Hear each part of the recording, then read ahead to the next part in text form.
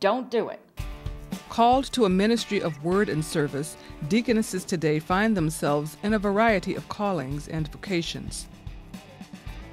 Sister Shanna Williams works with youth at the Pathways Outdoor Ministries in northwestern Minnesota.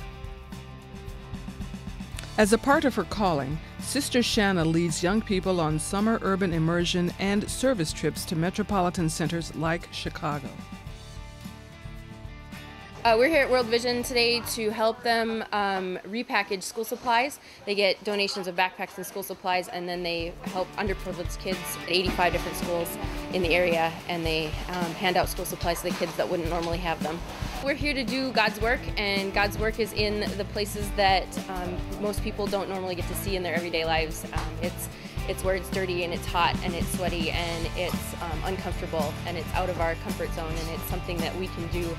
This little bit of packaging school supplies or moving supplies around in the warehouse so that they are more organized helps them do their ministry here, and that's what we're here to do, is to take a little bit of their load and make it ours. She wants us to work really hard, so that's kind of good. She pushes us to do stuff. Sister Shanna called me about 3 weeks ago and said that there possibly be some storehouses that could use some volunteers. We were very excited to have them. So we made arrangements, and they had a church where they could stay, and so here they are. I love being a deaconess. It's an amazing community, and it's such a family. We truly are sisters. We love like sisters, and we fight like sisters, and we play like sisters, and we take care of each other just like sisters. The call to become a deaconess is powerful. Sister Nora Frost walked away from a successful career as a professional singer. I was singing in Leipzig, St. Thomas Kirche, and I did sing with the Westphalia Kantorei. And about 8 months into my stay in Leipzig, I called, and Sister Sophie Dami was the person who answered the phone in those days. I said, "What should I do? How can I become a deaconess?" And she said, "Well, where are you?" And she's thinking I'm going to say, Indiana or Iowa or Minnesota. And I said, "Well, I'm in Germany." And she said, "How quickly can you get back here?" I grew up on the north side of Elkhart.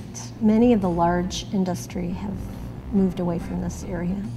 We also have a very large number of persons living in the area of the church who are homeless, drug addicted, poor folks, some working, barely making it. This Vacation Bible School is held jointly with 4 congregations, and we did go out last weekend, door to door, walked the neighborhood, handing out brochures and telling people about Vacation Bible School.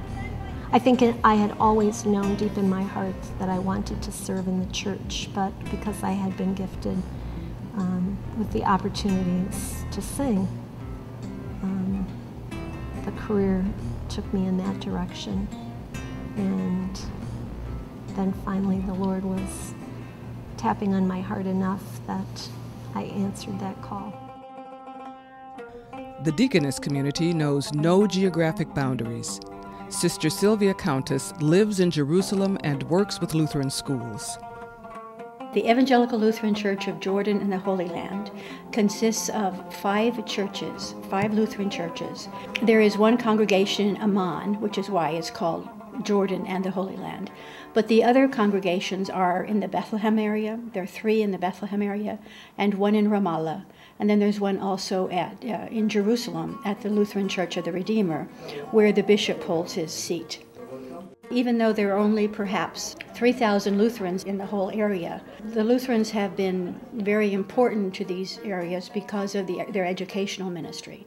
And so we run 4 schools, and we're hoping soon to reopen another school in Jerusalem. I think when I left high school teaching in '99, I thought I was running away to seminary, but I'm finding myself, all those years of committee work are paying off now in another context.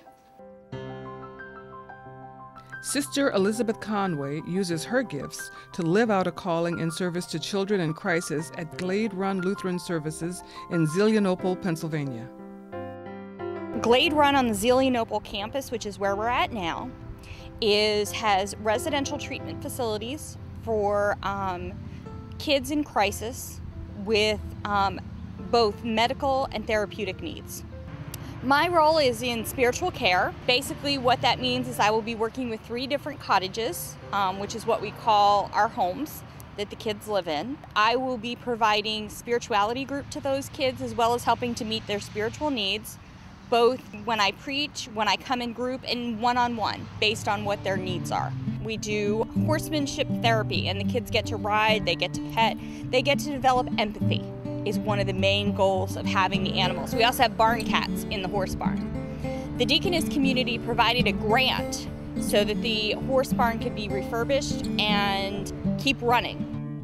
So I'm one of the younger sisters. I think Sister Jenny is one of our youngest right now, but she's only a few years younger than I am, so I think we're 5 years apart. In 2000, I attended a discernment weekend at the Deaconess Community House in Gladwin, Pennsylvania. I discovered the lay rosters. At that weekend, I stopped and I listened to what God was calling me to be, and it was not to be a pastor. And that was a very hard realization to come to. As I kept exploring the call, I realized I was being called to be a deaconess. I was being called to word, service, and community. The call was just so real, so tangible. For the first time, everything felt right. Because before everything, there was just something, there was that nagging voice in the back of my head. For the first time, there wasn't. And that was just incredible. Quiet strength. A life committed to service through the creation of vital, healthy, and whole communities in witness to the love of Christ. The Deaconess Community of the ELCA, serving also the ELCIC.